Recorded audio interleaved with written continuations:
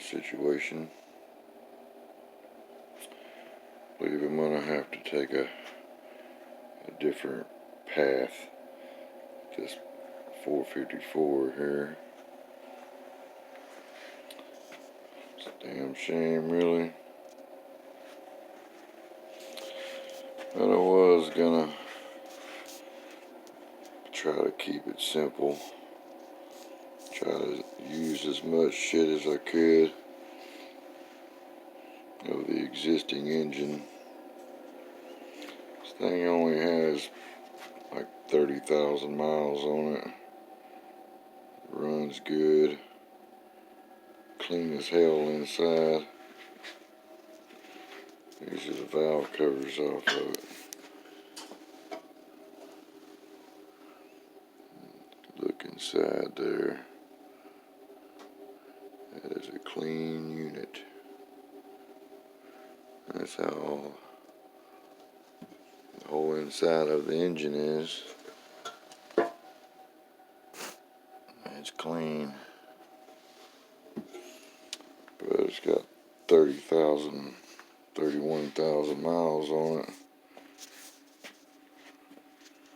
So the guy could take this engine and just drop it in a car as is. Drive it every day, normal. It'd be dependable as hell. Probably go a couple of 100,000 miles at least before it would need to come apart. You could put a lot of miles on one of these in normal use. I'm tempted to do that, but in stock form, these things have a lot of torque, but they ain't got a shitload of horsepower because they're choked off. I changed the valve covers on here, checking out the inside of the engine, and yes, it has the fucking peanut port heads, 238s to be exact. So them definitely gotta go. I was going to use these semi-closed chambered 820s here. They were done up. Somebody put a lot of effort into them back in the 80s, early 80s I would say. Ported, they got a 219 valve. They still have the 172 exhaust valves, but they have 219 intake valves been added. They're milled, bowl ported, but stripped one of them down and the valve guides are loose as hell. And you know, they had a valve job probably 40 years ago, but it was probably done crudely with stones and shit back in the Stone Age. So they need a modern day competition valve job, like a 5-angle or something. But by the time you put fucking guides in these damn things, and a competition valve job, and I'd probably want to go ahead and buy new valves also, which I did buy new valves actually. I didn't think these things would be fucked up, so I went ahead and bought new valves for the damn things. But before I dump any more cash into these big heavy chunks of iron, got to figuring in the way of the world nowadays, fucking cheaper just to buy another pair of heads. So I'm gonna have to go with the aftermarket aluminum head option, which ain't all bad, because it'll definitely increase the horsepower and torque of the engine dramatically. I believe I'm going to go with a 335cc runner with a 225 188 valve. That's the cylinder head I'm going to use. But the pisser about them heads is they have big ass chambers. They're like 122cc chambers. That's about what the fucking stock heads have. So that would, the compression would stay about where it's at. It's about 8-to-1 compression unit. So it would run on moose piss, but it's not good for power. So that was the whole point of putting the small chambered heads on it. I have another pair, even smaller chambers, like 90. I think they were 98cc before they were cut, but they've been cut. And they need a chunk of money dumped into them fucking things also. So the chunk of money required to get either pair of these old iron heads, I could just buy a bare pair of aluminum heads that are fucking brand new, and all the shit I'm wanting to do is already done. And I already have valves and all the shit I need to put a pair together, so just need to acquire a bare set of castings. But that goes back to that fucking 122cc chamber. And I'm wanting to fucking raise the compression on this thing. I'm gonna put a pretty good sized cam in it so it'll tolerate some compression. It'll need some compression. So the solution to that is, much as I fucking hate to do it, I'm gonna have to tear the bottom end apart. I really hate to bust the seal on such a low mile, good running engine. But ultimately, all that's going to be left of it, I'm going to use the crankshaft and the block. Everything else is getting shit canned. So, I hated to go that far with it. I was trying to do it cheap, just see what I could do cheap as possible. But there's always the fucking snowball effect with them big chambered fucking heads. I'm gonna have to change the pistons to probably a 40cc dome, maybe 44cc dome. Have to ponder what's available. Of course, they're gonna have to be floating, bushed for bushed rods. I'm gonna go ahead and change the connecting rods instead of fucking with the press fit stock rods, 3/8 rod bolts. Go ahead and spring for a pair of scats or something with a 7/16 ARP rod bolts, bushed for floating pins. Them rods would be much stronger anyway. Be able to tack it up higher, which I probably, where the power falls on this thing, it probably won't be much need to go past 6,500, 6,800 RPM. But with a good set of 4340 rods in there, just be one more thing you won't have to worry about. It's a pisser though. Like I said, this fucking engine runs good. As is, you could drive this thing for 200,000 miles without worry. But you always got that snowball effect.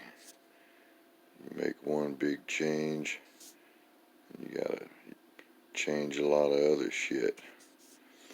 Not to mention the cam I'm putting in here.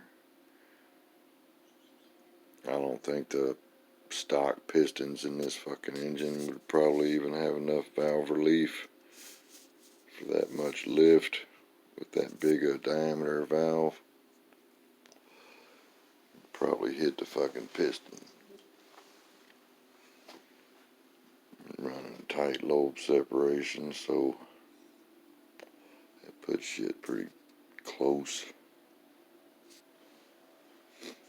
So it all started with the cam, and now it's gonna end up the entire fucking engine stripped to the bare block.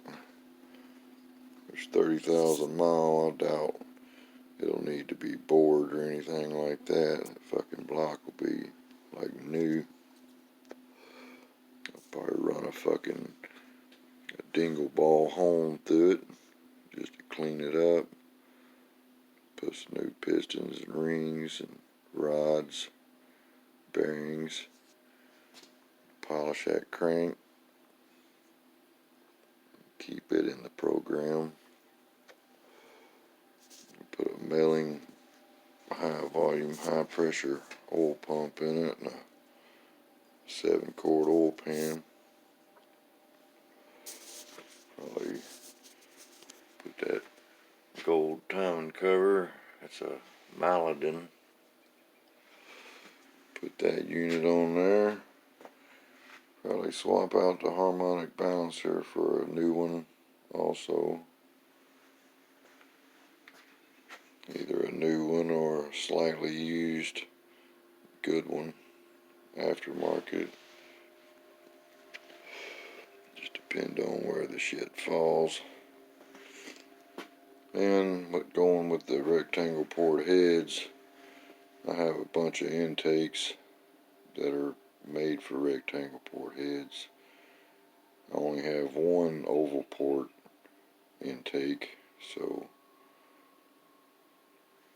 that'll broaden my choices on which intake I want to use. Which I'm thinking for this 454, I have a big Brodix intake that has a tighter looking plenum in it compared to a few of my other intakes. I'm thinking it'll work good for a 454 cube engine. This will be standard bore 4-inch stroke, so 454. Throw some Harlan Sharp rocker arms in it. All the knotty valve train. Some good fucking push rods. Figure out what length I need. But it's the old snowball effect. You fucking keep changing shit. The more shit you change, the more shit you gotta change.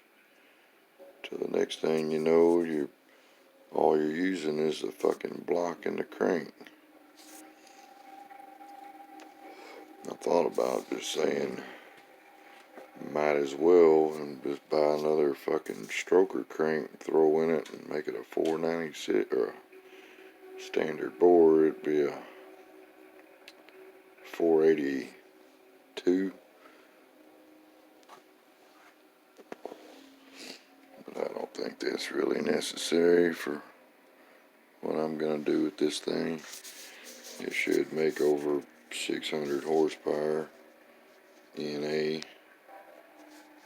I might throw a little extra fucking ring gap in there just in case. Just in case it needs more. There's always the poor man's supercharger, a blower in a bottle. Throw a couple of hundred extra horse on it and really get the party started. These are but a few of the things that keep me up all night, pondering over this shit.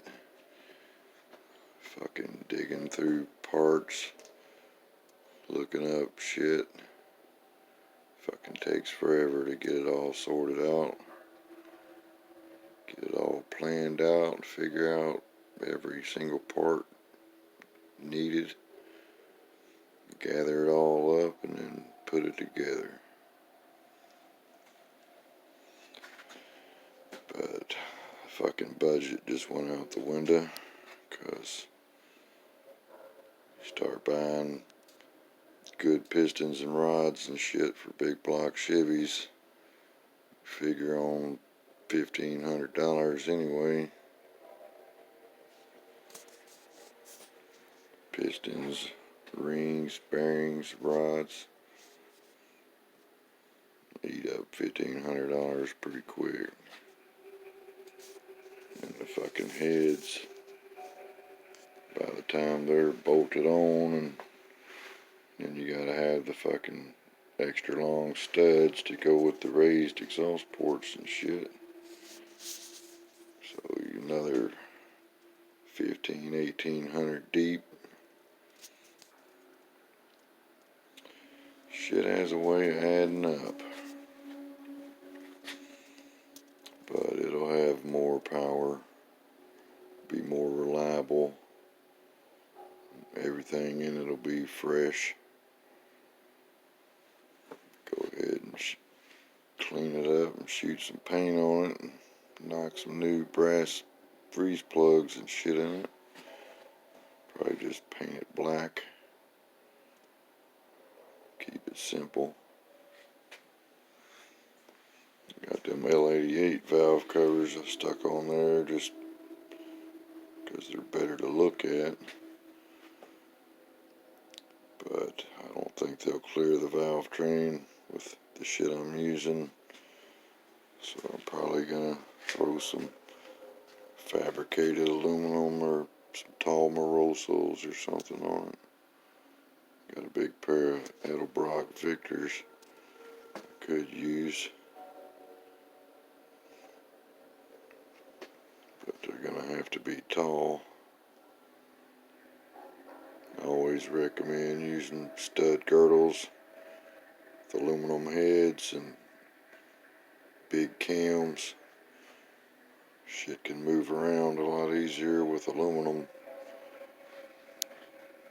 If all their studs are tied together, it strengthens everything up. Just makes shit work a little better. But the fucker just got expensive on me. But that's okay. It's more what a 454 needs to be anyway. It would have made pretty good power in the configuration I was planning on building it. But it would have been limited by the heads. So, and the pistons. So, going with good pistons and rods and shit. And big ass heads that flow a lot more. Definitely get the power up. Get the ball rolling with this fucking thing. Probably stick it in my Bonneville. Hit it out of run. Low 10s, high 9s in the quarter NA. When I get it done. But there's the new direction for the Bigblock Chevy. Good old snowball effect.